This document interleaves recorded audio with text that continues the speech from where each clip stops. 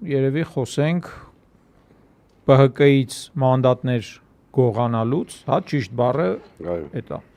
ԲՀԿ մանդատները գողանալուց, իսկ դա նշանակում է նաև քանի հազար մարդու ձայները 60,000 մարդու ձայները գողանալուց 58,000, հա։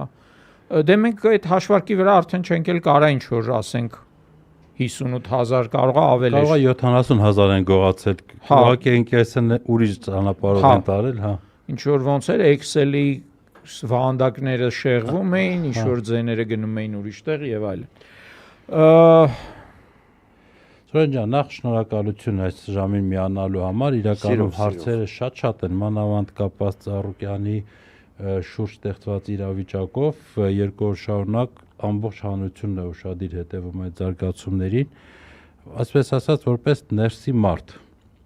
ինչ եք տեսնում դուք ներսում, ինչա տեղի ունենում, որը կարող է այդքան էլ տեսանելի չի, որ հերվից գանք, մի անգամից փորձեմ երկու հարցը միացնել։ Իմ համար շատ պարզ էր, դերևս Քարոզ Արշավի կեսերից, որ իշխանությունը ուզուրպացիայի պլան ունի, բացահայտորեն, այդ ատելության խոսքը, այդ հակակոռուպցիոն կոմիտեի շարադրություն նմանվող հաղորդագրություններն ու այդ զապիսները, ու ընդհանրապես այն օղակը, որ սեղմվում էր ամեն օր, այդ տեսանելի էր շատ պարզ։ Այդ կասկածներս վստահաբար ամրապնդվեցին արդեն ընտրությունների գիշերը, երբ որ 2:15 րոպեին, իսկ այդ ժամի ես կենտրոնական շտաբում եմ եղել մեր, եւ փորձնական հենց այդ պահին Երևանի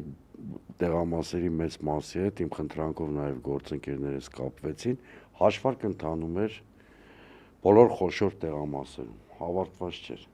Այսինքն այն որ Նիկոլ Փաշինյանը ասում էր մեր թիմից ստացված տվյալներով եւ այլն, ինքը տվյալ չէր կարող այդ պահին ստացածներ ուղակի, երբ որ 6% էր ընդհանուր հաշվարկը։ 15, բայց այդ 15%-ը հիմնականում փոքր գյուղերի Երևանից դեռ չէր եկել արդյունքը։ Ու Երևանից էլ չէ, մարզերի մեծ բնակավայրերից էլ չէր եկել։ Եկել էր այն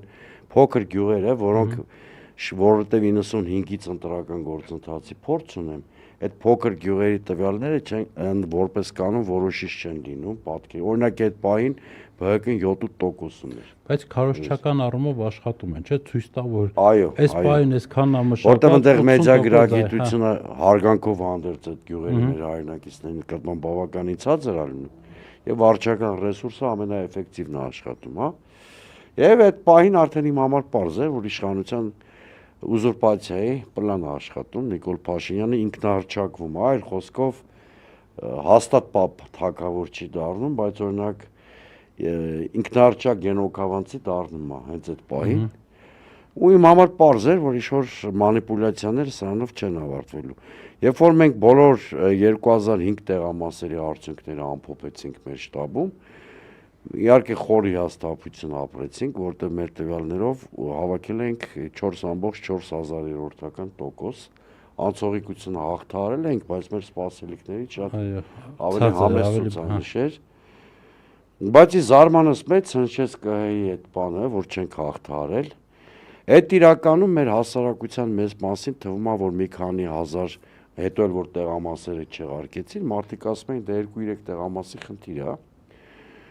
Ես ուզում եմ ասեմ, որ դա 3 տեղամասի կամ 3000 ընտրողի խնդիր չի, ոչ էլ նույնիսկ ԲՀԿ-ի։ Դա ԿՀ-ի հետո ՍԴ-ի ապօրինի որոշումներով ազգային ժողովի քաղաքական խճանկարը ապօրինաբար փոխելու, էապես փոխելու մի դավադիր ծրագիր էր, ինչի էապես փոխելու, որտեվ հիմա մենք կունենանք 4 ֆրակցիա, նույնիսկ քանակը կարևոր չի։ Չեն լինելու որևէ քաղաքական ուժ, որը միայնակ կարողանար սահմանադրական օրենքներ ընդունել, առանցքային պաշտոններում նշանակումներ կատարել։ Սա շատ կարևոր է, որովհետև ավտորիտարիզմի այդ ինստիտուցիոնալ հիմքերից ԿՊ-ն կզրկվեր։ Դա շատ սկզբունքային եւ կարևոր բան էր։ Դրա մասին շատ խոսք։ Այո, եւ հիմա այդ պարագայում ակնհայտորեն նաև հիշեք, այդ ամբողջ Քարոզ Արշավի 3-րդ օրից ինքը սպառնում է 3 մարդ կալանավորել։ Քոչարյան, Ծառուկյան, Կարապետյան։ Ու Ծառուկյանի մասով արդեն